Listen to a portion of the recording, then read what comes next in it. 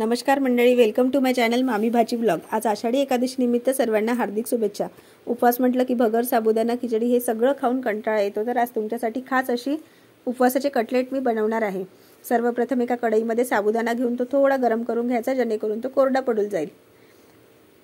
मंद आचेवर त्याला थोडं हलवून घ्यायचं। नंतर त्याच कढईमध्ये भगर सुद्धा थोडा गरम करून घ्यायचा। एका ताटामध्ये तो थंड करण्यासाठी काढून घ्यायचा। भगरातला पण मॉइश्चर थोडा कमी होईल त्या पद्धतीनेच तो सुद्धा गरम करून घ्यायचा आणि तो सुद्धा थंड करायला ठेवायचा। ते दोन्ही पदार्थ थंड होतपर्यंत मिक्सरच्या पॉटमध्ये थोडी मिरची, जिरं आणि कढीपत्ता सुद्धा घालू शकता। तुमच्याकडे जर खात असेल तर, आमच्याकडल्या भागात खातात, तुम्ही बघू शकता, तो ऑप्शनल आहे। तो ठेचा बारीक बाजूला करून ठेवल्यानंतर मिक्सरमधून जो साबुदाणा आपण थंड करून ठेवलेला आहे तो बारीक करून घ्यायचा आणि भगर सुद्धा बारीक करून घ्यायचा। अशा पद्धतीने बारीक करा की जो रवाळ असा राहील। दोन्ही मिक्स करून घेतल्यानंतर गॅसवर एक कढई ठेवून त्यात थोडं तेल टाकून घ्यायचं।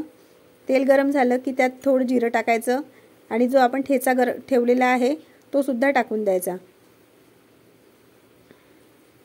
तर पिठाच्या आवश्यकतेप्रमाणे त्यात पाणी मिसळून घ्यायचं आणि चवीनुसार मीठ सुद्धा टाकायचं।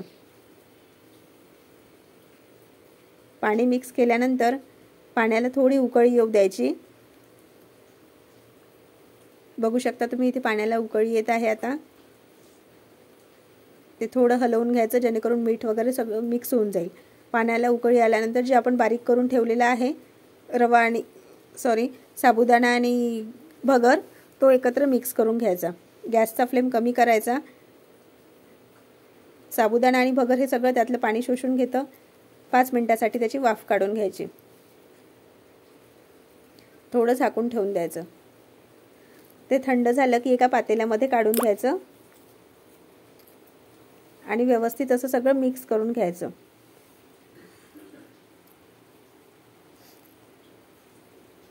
बघू शकता आता ते थोडं कोमट झालेलं आहे। त्यात नंतर थोडे शेंगदाणे गरम करून त्याचा कुटही तुम्ही घालू शकता, तो ऑप्शनल आहे। आणि जे 2 बटाटे आपण घेतलेले होते ते सुद्धा किसून त्यात मिक्स करून घ्यायचे। ते व्यवस्थित मिक्स करून त्याचा एक गोळा तयार करून घ्यायचा। सगळ्या बाजूने एकत्र असे एकजीव करून घ्यायचं।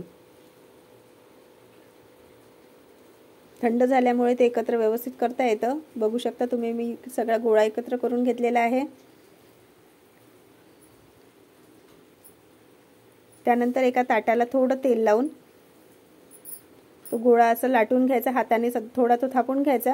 त्यानंतर लाटण्याने तो तुम्ही लाटून पण घेऊ शकता।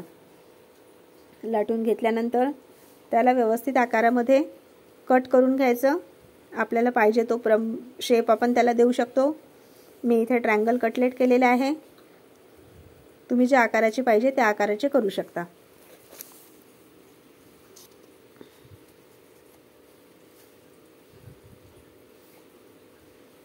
सुरीला थोडं तेल लावून घेतलं की ते व्यवस्थित कटलेट निघतात। बघू शकता तुम्ही, इथे ट्रायंगल आकाराचे किती छान निघालेले आहे। इकडे कढईमध्ये तेल तापायला ठेवलं होतं। 2 कटलेट मी त्यात टाकलेले आहे। मीडियम गॅसवर व्यवस्थित असं तळून घ्यायचं, थोडं तांबूस अशा कलरवर येईपर्यंत। भगरमुळे वरून असं क्रिस्पी होतं आणि जे आलू आपण मिक्स केले आहे त्यामुळे ते आतमधून नरम पण होतात। दुसऱ्यांदा पुन्हा इथे कटलेट मी तळून काढते आहे। एकदम छान होत आहेत। इकडे कटलेट तयार झालेले आहे। तोपर्यंत इकडे उपवासाची चटणी मी तुम्हाला बनवून दाखवते। एका पॉटमध्ये थोडे शेंगदाणे घेतलेले आहे गरम करून, त्यात एक मिरची टाकलेली आहे आणि थोडी साखर आणि मीठ टाकलेलं आहे चवीनुसार। 3 चम्मच दही मिक्स केलेलं आहे मी त्यात